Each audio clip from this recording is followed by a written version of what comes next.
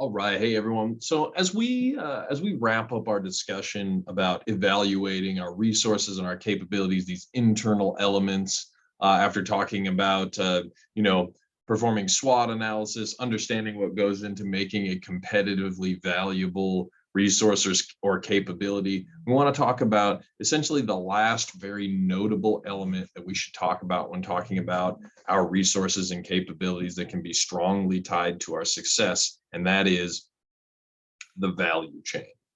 Now, as we see here from this diagram and the definition to provide you here, our value chain is basically just we're looking at a process of all of the functions, the tasks, activities, and things that we perform inside our organization that create value for our customers, right? In this sense, if we think about it as a process model, we can think of it as the outputs of our value chain activities are going to be the value we're able to deliver to our customers. And the inputs to this model are all of those resources that are required in order to conduct these various value chain activities that you see in this model. And the use of these resources creates costs. So these are our inputs. Going through this process then creates this output of the value that all of these elements create for our customers. So as we walk through this model, I do want to note that several factors cause our value chains to be different between organizations, right? Or the value that they propose, right? We might, between us and one of our rivals, we may employ different strategies. We may have different operating practices. We might use different technologies. We might have different degrees of vertical integration within our organizations. We might perform some of our activities internally, and our rivals might do some of them externally. So there may be even just different elements that are considered as a part of this model in our situation as compared to our rivals. So all of these things really can hint at why certain organizations' value chains are more or less valuable or more or less conducive to their strategy. Well, I guess how valuable our value chain is to us, really, we assess that based off of the customer value that it essentially creates as its output, like we were talking at the beginning of discussing this model. So we want to look at how much value does our value chain produce relative to the price that we charge for our good or services and the overall cost to our value chain, right? So when we talk about the internal cost structure of a firm, we're referring to the combined costs of all of these primary and support activities all together. So if we take this at face value, internal cost structure has no real meaning, okay?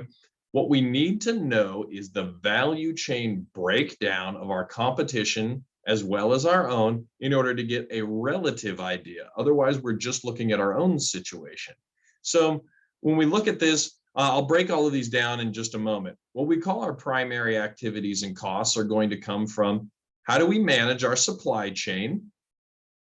It is not the supply chain itself. That is an external element usually of our organization. But how we manage that supply chain, that is an internal function. That's a primary activity. Our operations and the decisions behind that, distribution, sales and marketing, our customer service, all of these elements, these are all our primary activities. Each of these has costs associated with it that we have to incur as an organization, but hopefully all of these taken together as our value chain will produce some sort of undeniable value for our customers, for our end user, right? And then we have these support activities and costs down at the bottom that feed into these primary activities. Things like research and development, technology, system development, human resource management, general administration, all these kinds of things are all a part of all of these different primary activities. So let's break them down here real quick and just get a good idea as to what these elements mean in our value chain so that we can have just a little better idea about what they're really getting at. So, our supply chain management, the breakdown of these primary activities. The supply chain management element might just be those costs, those activities, all of those things that are associated with purchasing, like the fuel, energy, raw material, parts and components, merchandise, consumables, any of these types of things that we need in order to produce and provide our product or service for our end users. Operations is going to include things like our activities, costs, and assets that we associate with converting our inputs into our final product. So all of the operational elements of manufacturing, creating, quality assurance, operations, facilities, any of these kinds of things. Distribution is really getting at all of the activities and costs and assets that lead to actually distributing that product once it's created to our buyers. Sales and marketing, we hopefully have an idea. These are going to be the costs and activities and assets that are related to our sales force efforts, right? Advertising and promotion, market research, distribution support, any of these kinds of things. And then finally, service, right? Any of the costs and things that are going to be associated with providing assistance to those people who are our consumers, right? Helping them with technical assistance, buyer inquiries, complaints, deliveries, maintenance, repair, all of these kinds of things. These are all our internal value chain that we provide that all require costs on our part in order to provide value to our end user. Now, these bottom areas that we show that feed into each of these primary areas include stuff like our research and development, technology and systems development, right?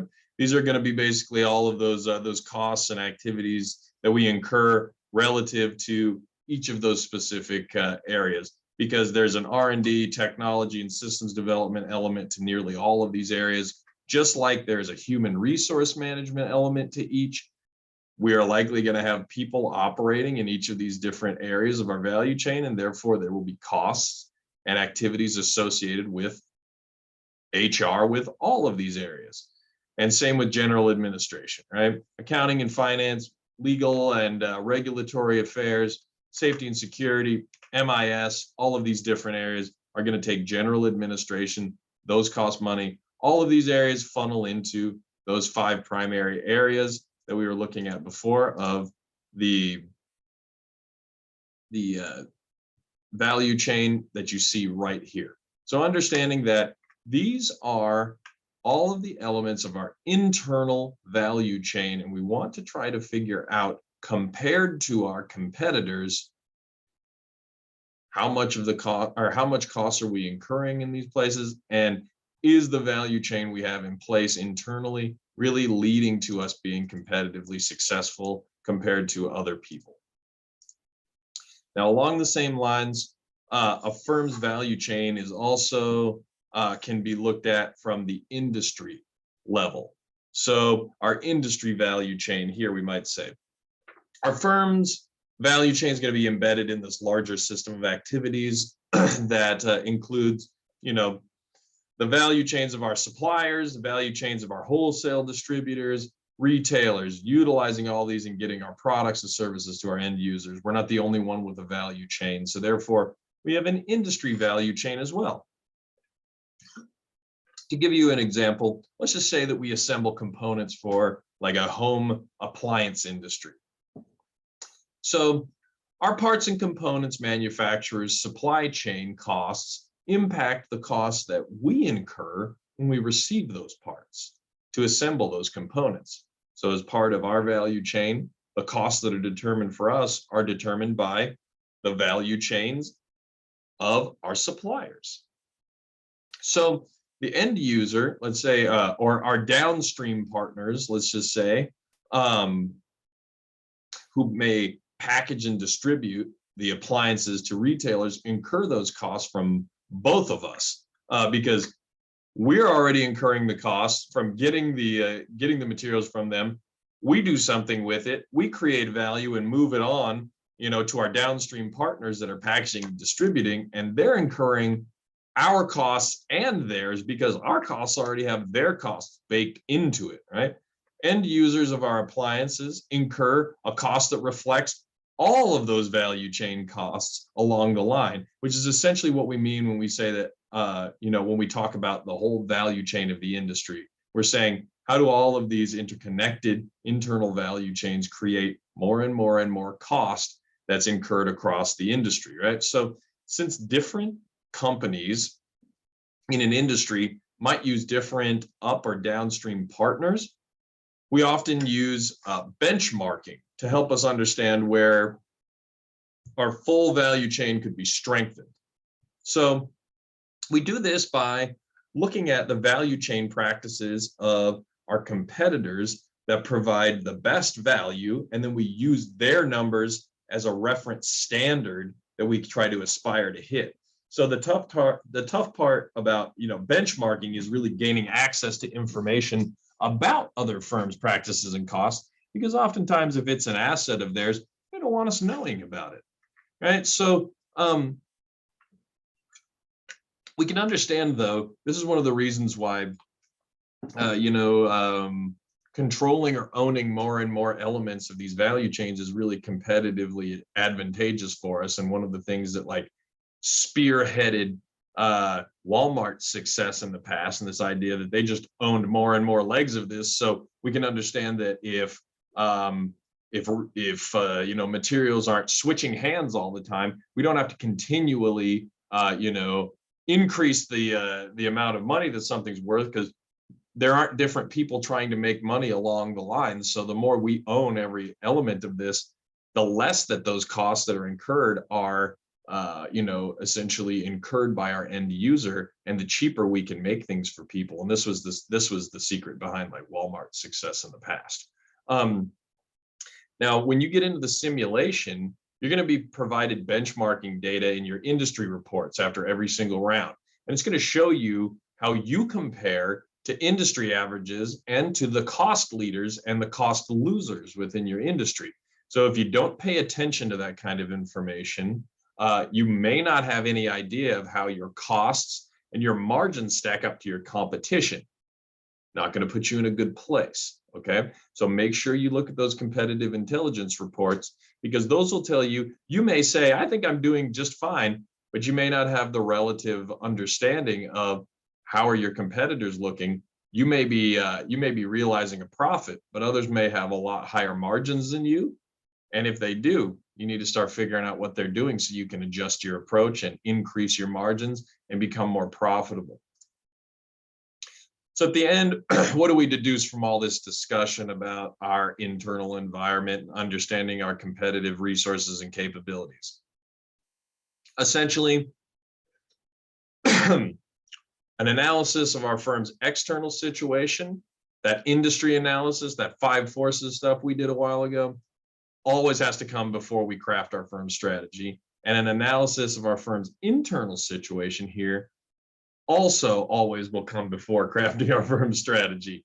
Both of these things are extremely important. We got to know what's going on outside, and we got to know what's going on inside our organization in order to make intelligent strategic decisions. So we are striving here, and I know it's difficult, and I know we won't always get it right on our first or maybe our second or third go, but striving for an accurate diagnosis of our external and internal situations, the realities of our doing business, both within and outside of our organization, is going to really provide us the information that we absolutely need in order to craft a really good strategy. It has to tightly match the overall situation, not just inside, but outside of our organization. Is this a difficult undertaking? You bet. Does it pay off if we can do it appropriately? Absolutely. Do I expect you to be an expert at it now? And am I going to ask you to do something of that caliber? No, I'm not. But just understanding, as you move forward, you transition into these managerial positions or hopefully heads of organizations, we got to understand all of this information is really critical, because it leads to us making the absolute best decisions that we can for our organization. And only by doing that can we craft a strategy that's going to be conducive to getting what we want.